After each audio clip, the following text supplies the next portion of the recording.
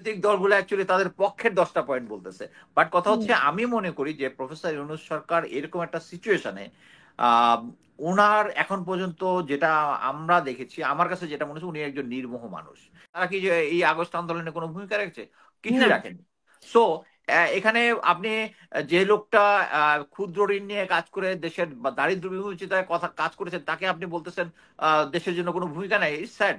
বিভিন্ন লোকজন এই ধরনের পোস্ট পাওয়ার জন্য বিভিন্ন ধরনের ম্যানিপুলেশন করে, অনেকে অনেক সময় এই ম্যানিপুলেশনে কনভিন্স হয়ে যায়। এবং এখানে দেখবেন যারা অ্যাকচুয়ালি সিনসিয়ার লোক তারা ম্যানিপুলেট করে না, যাদের একটু কমতি আছে তারা ইয়া করে।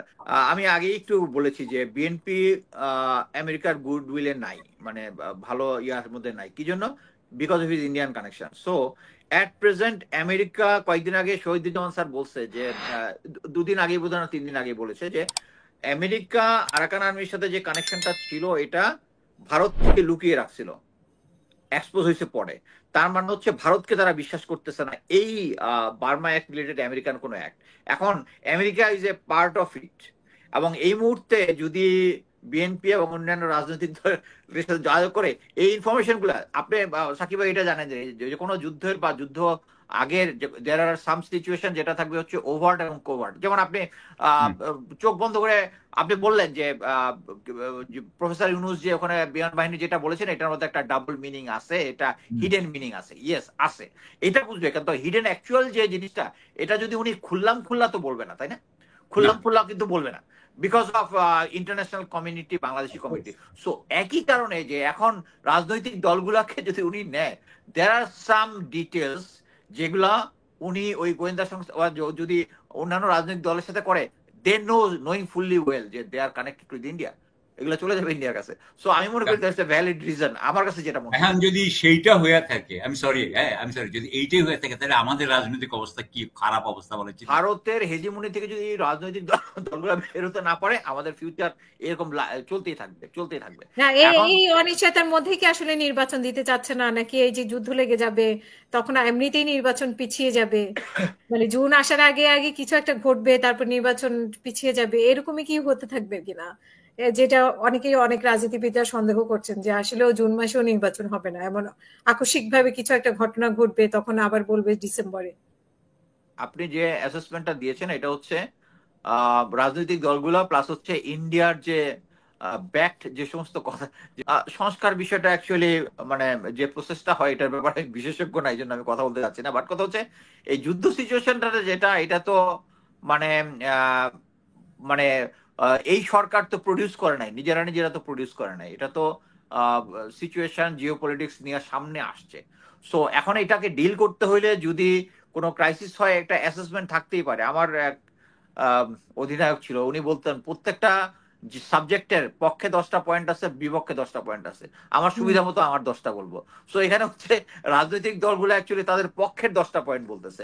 বাট কথা হুম। হচ্ছে আমি মনে করি যে প্রফেসর ইউনূস সরকার এরকম একটা সিচুয়েশনে আহ ওনার এখন পর্যন্ত যেটা আমরা দেখেছি, আমার কাছে যেটা মনে হচ্ছে উনি একজন নির্মোহ মানুষ, একজন নির্মোহ মানুষ এবং দেশপ্রেমিক মানুষ। এই অবস্থায় উনি যে ডিসিশনটা নেবেন আমি মনে করি এটা ভালো মানে ডিসিশনই ওনাকে নেবেন। আপনার দেশপ্রেমী কেন মনে হচ্ছে?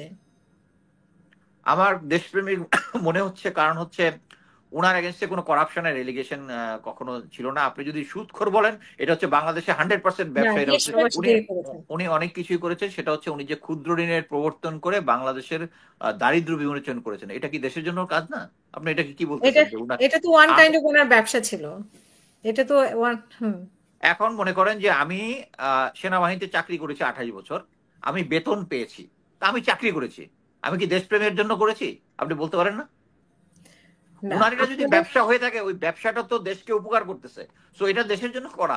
এখন আমি যদি বলি যে আমি চাকরি করছি, বেতন নিয়েছি, সংসার চালাইছি, তারপরে একটা সময়ের মধ্যে যখন ইয়া করতে পারিনি আমেরিকা চলে আসছি, বলতে পারেন আপনি। বাট আমি কিন্তু দেশকে সার্ভ করেছি 28 বছর। সো এখানে উনি একটা ক্ষুদ্র ঋণ করেছেন, ব্যবসা করেছেন, যেটা এত সফল হয়েছে আন্তর্জাতিক ভাবে, এটার জন্য উনি নোবেল পেয়েছেন। উনি বাংলাদেশের। না, উনি যদি স্টেটমেন্ট দিলেই যে দেশপ্রেমিক হবে এটা তো না। আমি যেটা বলতে চাচ্ছি হচ্ছে এই 9 মাসের যে উনি টেনিউর বাংলাদেশকে সার্ভ করেছেন, উনি তো বাংলাদেশকে সার্ভ করেছেন, এটা অনেক রাজনৈতিক দল থেকে উনি ভালো কাজ করেছেন। আমি সেই সূত্রে উনাকে আমি দেশপ্রেমিক বলবো।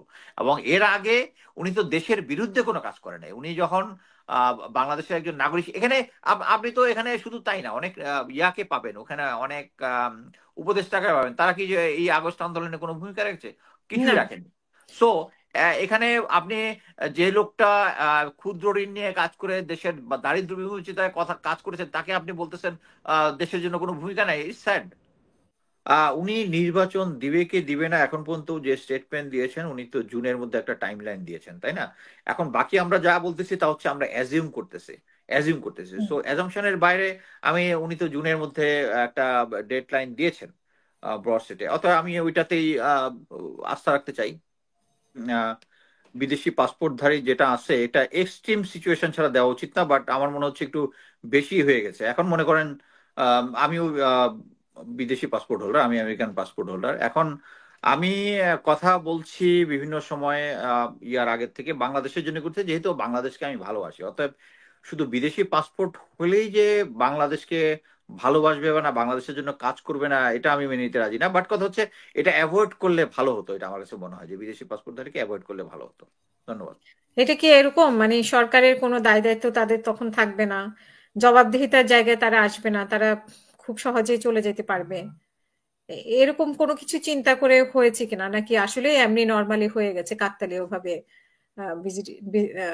বিদেশিদের আমার দিয়ে? ধারণা হচ্ছে সরকার প্রথমে যখন ইনিশিয়াল স্টেজে প্রথম মাসখানেকের মধ্যে যাদের দিয়েছে তাদের আহ, এটা নিয়ে খুব একটা রিসার্চ করা হয় নাই যখন প্রথম দিকে যাদের দিয়েছে, এবং পরবর্তীতে আস্তে আস্তে যখন উনি প্রফেসর ইউনূস যখন একটু স্থায়ী হয়েছেন, তার ফুটহোল এস্টাবলিশ করেছেন, এরপরে উনি একটু রিসার্চ করে যারা যারা দেশপ্রেমিক, যাদেরকে যাদের পুরনো ট্র্যাক রেকর্ড আছে তাদেরকে, এখন ট্র্যাক রেকর্ড ওইভাবে রেকর্ড করতে গিয়ে অনেকেই যাদের বিদেশি পাসপোর্ট আছে, এর মধ্যে একজনকে রেলের উপদেষ্টা কি একজনকে দিয়েছিল, নামটা ভুলে গেছি, পরবর্তীতে বোধহয় তাকে সে আবার রেজিগনেশন করেছে তার নামে বিভিন্ন কথাবার্তা হওয়ার পরে। যেটা হয় আমাদের বাংলাদেশে, যেটা হয় বিভিন্ন সময়ে বিভিন্ন লোকজন এই ধরনের পোস্ট পাওয়ার জন্য বিভিন্ন ধরনের ম্যানিপুলেশন করে, অনেকে অনেক সময় এই ম্যানিপুলেশনে কনভিন্স হয়ে যায়। এবং এখানে দেখবেন যারা অ্যাকচুয়ালি সিনসিয়ার লোক তারা ম্যানিপুলেট করে না, যাদের একটু কমতি আছে তারা ইয়া করে। যেমন আমি সিনসিয়ারলি মনে করি সাকিব আলী ভাই যদি সরকারের একটা অংশ হইতো উনি খুব ভালো কাজ করতো, বাট দেখেন উনি হচ্ছে সলিড লোক, হুম। ওনার পক্ষেও কেউ কথা বলবে না, উনি নিজেও বলবে না। সো এরকমই হয় আর কি। বাট আমি মনে করি যে প্রফেসর ইউনূস শেষের দিকে যাদেরকে নিচ্ছেন রিসার্চ করে নিচ্ছেন, এবং আমি মনে করি যে বিদেশি পাসপোর্ট অ্যাভয়েড করলে ভালো হইতো, বাট বিদেশি পাসপোর্ট থাকা মানেই যে দেশপ্রেমিক নয়, দেশের জন্য কাজ করবে না, এটা আমার কাছে মনে হয় না। ধন্যবাদ।